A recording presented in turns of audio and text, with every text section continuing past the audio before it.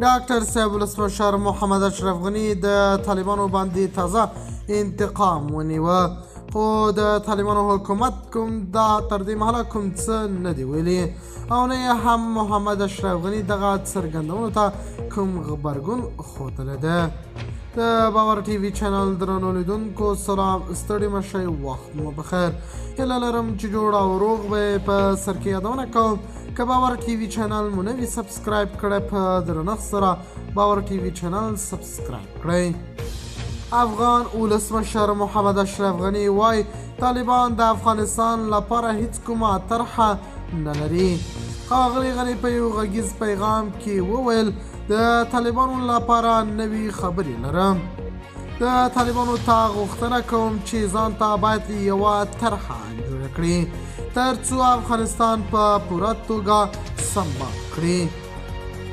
له دې مخکې په دوحه کې د طالبانو یو سرچینې بي بي سي ته وویل دوی له امریکایانو سره احتمالي تړون کړی د جنجالي ټکو په اړه خپل منځي خبرې نهایي کړي او راتلونکي خبرو ته چمتو دي.